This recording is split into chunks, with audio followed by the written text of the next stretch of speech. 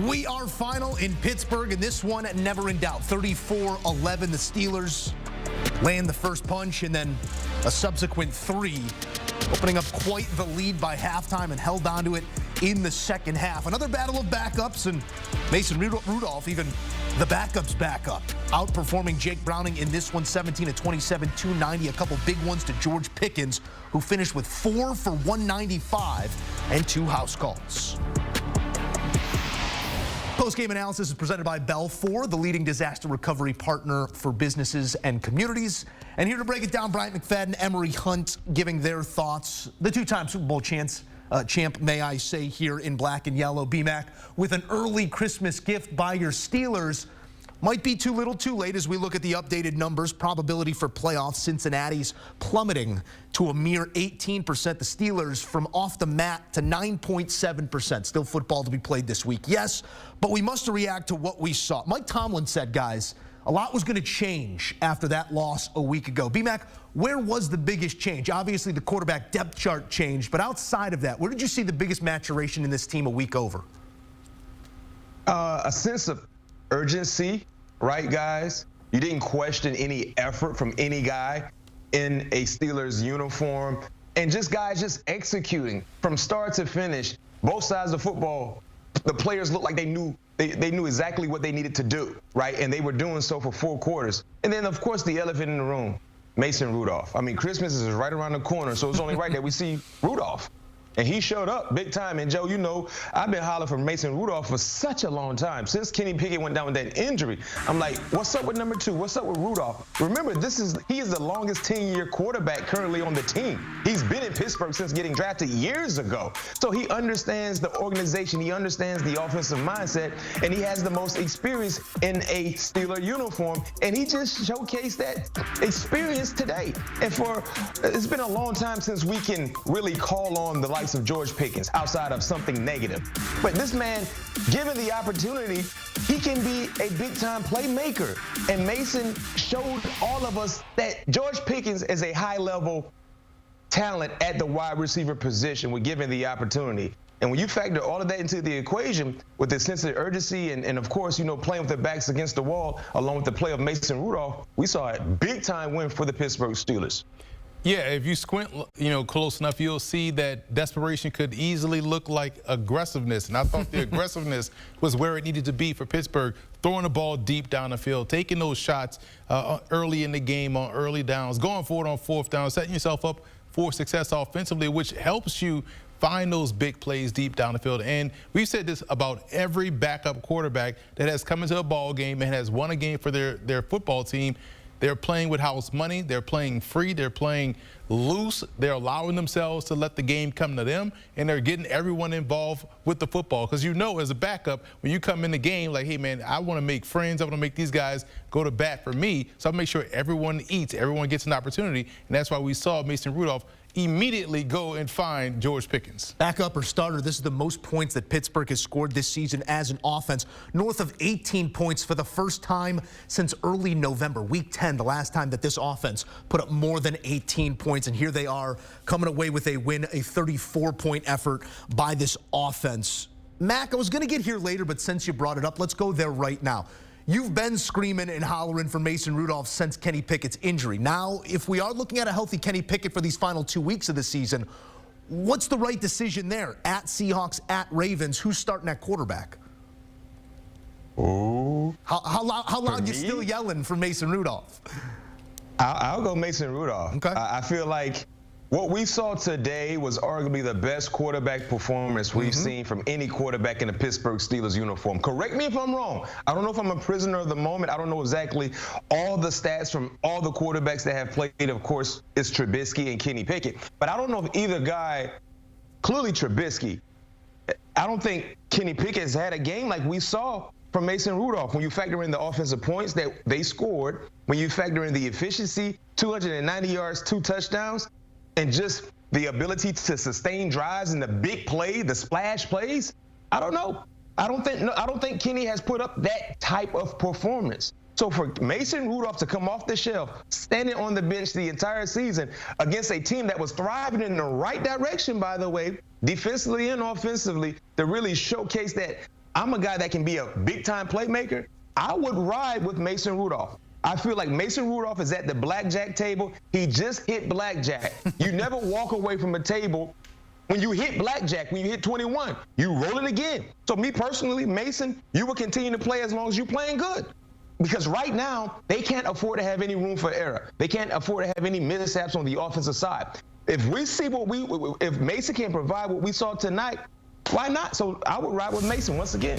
Well, here's the thing. This is a lot like what we saw from Pittsburgh in 2019, where you had the injured Ben Roethlisberger, Devlin Duck Hodges had to come in there, Mason Rudolph had to come in there, and right now we're on the Mason Rudolph part of the quarterback carousel for Pittsburgh. But this is the case I've made for the New Orleans Saints in terms of Jameis Winston and Derek Carr. When you have a Jameis Winston in there, just like Pittsburgh, when you have a Mason Rudolph in there, you introduce the passing game, the deep passing game, which alleviates a lot of pressure off the front seven, off the box. And we notice both Najee Harris and Jalen Warren had success running the football. Why? Because teams have to worry about the deep ball threat. And when you connect on one of those deep balls, you have even more running room. So now we saw a balanced offense. We saw an offense that had its best day since the last time they played the Bengals. Now, granted, the Bengals defense plays a lot into this, but when you have a guy that at least poses the threat to throw the ball deep down the field, you can't just crowd the box and play the run on the way to the quarterback. You have to respect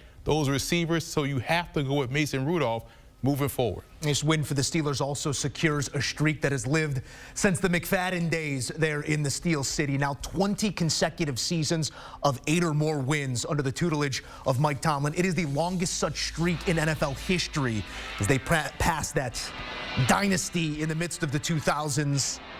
Almost butting its head on the 2020s there with the New England Patriots, but 20 seasons of relative success. I mean, not a miss in there, despite all the misses this year in performance by quarterback and others. If you're going to holler about my shortcomings, sing my praises as well, Emory Hunt, George Pickens had himself a night in the face of some of the loudest criticism, and due criticism at that. He was not engaged with a football game over this last month or so. We saw the best version of George Pickens tonight.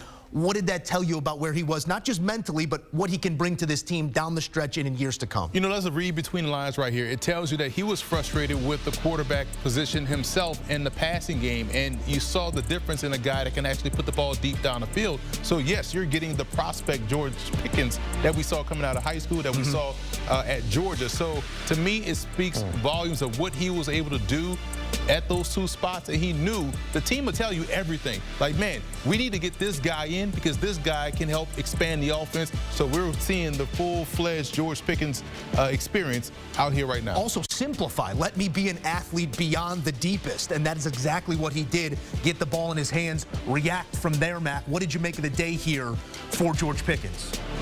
Yo, Emory, you just said something that is so triggering and dead on. The team will tell you everything. When you make a significant change, either personnel or on the coaching staff, the team will tell you everything. We saw that with the Raiders when they made a change with their head coach and Josh McDaniels anointing Antonio Pierce. Look, the team responded. They told us everything about that change. The same can be said for the Buffalo Bills, and when they made the change with Ken Dorsey moving out and bringing in Joe Brady, the team responded. It told us everything we needed to know. The same can be said for what we witnessed tonight with Mason Rudolph in the lineup. The team responded. Most importantly, George Pickens responded. So there's a lot that was answered without verbally answering a question based on the actions, how the flow of the game was, the energy, not just in the stands, but on the football field. So this is a telling sign about things that might have been going on internally that we have no idea. We didn't have any wind about. But now when you make that change, the way the team responds, it answers a lot of questions for me, for all of us. So when you talk about George Pickens and what this quarterback change meant for him, his performance told all of us. And I'll tell you this much. We saw some miscues, some misses from Rudolph. Certainly. Of course, that's expected. He's been on the sideline the entire season. But what happens when he gets Deontay Johnson more involved as well? Because he had Deontay on a few opportunities, but because of the rustiness, he had some miscues. When you factor in Deontay, George Pickens, Pat, Jalen Warren, Najee Harris, they have some dudes on the offense. They just didn't have the right driver for the car So now let's see exactly what happens moving forward. You know, mathematically speaking, they still have an outside shot. They got 2 big critical ball games coming down the line. I can't wait to see exactly who is the quarterback moving forward, because the team told us a lot tonight based on what I saw watching them perform. Whoever it is going to have to do exactly what Pickens did to the crowd tonight. He's going to have to shush a couple of opposing crowds. It is a trip to Seattle. We know what that means. And a trip to Baltimore. We also know what that means. But as Max said here, both of these teams are running out of runway with just 2 weeks to play and make their case, both with playoff chances sub 20%. A big knock here on Cincinnati in this spot. They had strung a few together. Jake Browning was playing very efficient football. We did not see that Jake Browning tonight. Where was the biggest issue in your eyes, Emory? Play calling inside the red zone. A couple of those plays, let's say the first time they got down there, obviously that was Jake Browning. But it was the second time they got down there, 4th and inches, or 4th and 2, they get stopped, or they throw it deep into the end zone on a well-covered T. Higgins. Then another 4th down incompletion to T. Higgins on the sideline where the ball wasn't even in play. So those 2 plays, to me, just signify why the Bengals were swimming at the 7-7 mark, or just above it, right? They're swimming at the mediocrity position. And also the lapses in Browning's play really hurts this football team. We were just watching the game, Joe, and we're like, yo, where was he going? What option was there on that first interception? There was nothing but yellow back there. You're doing too much. Yeah, you're doing way too much, man. And then you have all sorts of times where you're just patting the baby in the pocket, you're taking sacks, you're getting the ball out a little bit too late, you're throwing a screen pass to Trent Irwin that had no gas on it. He scores if you get it out there quickly and just whip it out there. That was another missed opportunity, which led to the 4th down incompletion in the end zone. So I thought play calling and those mental lapses by Browning at the worst time dooms Cincinnati. Yeah, play calling. I don't know what Zach Taylor was doing. I mean, you talk about your defense allowing a splash play on the first offensive drive for the Pittsburgh Steelers. Okay, you're down 7-0. Gather yourself, run the football, get Joe Mixon involved. Remember, that's it. This same Pittsburgh Steelers defense could not stop any runner from the Indianapolis Colts a week ago. That has been an issue for them the entire season, and especially with all the injuries. They can't stop the rushing attack from opposing offenses. So why take the football out of Joe Mixon's hand? Why take the football out of Brown's hand and put it in your backup hand on the road? It didn't make any sense, and I'm right there with you, Emory. When you got back down in the red area, it's 4th and an inch. You threw the football. It's an inch. If you're not familiar with the tush push, the brotherly shove, that's one thing. But just hand it to Joe Mixon. My goodness, he probably could lean for an inch or something like that. That didn't make any sense. The way Zach Taylor called this ball game, guys, it felt like he thought he was calling the game with Joe Burrow in the lineup and not Jake Browning. Yeah, and it got very one-dimensional following the inability to run it early. We're going to put the ball in somebody's hands right now. Time now for your player of the game, presented by Bell. For both of you, got a game ball. Couple of deserving names here. B-Mac, I'm going your way first. Who gets the game ball in your eyes? Well, early on HQ, I gave Mason a new nickname. They laughed at me. It was like, what are you talking about, B-Mac? I said, well, for tonight, I don't know about next week, but for tonight, Mason the Great Rudolph will have a nice game. Mason the Great, right? That's his nickname tonight. Don't ask me about what his nickname will be next week. I don't know. I'm only living in the moment. I said this hours ago before kickoff, and I'm sticking with it. Mason the Great Rudolph is my player of the game. 17 of 27, 290 yards, 2 touchdowns, completed over 60% of his passes.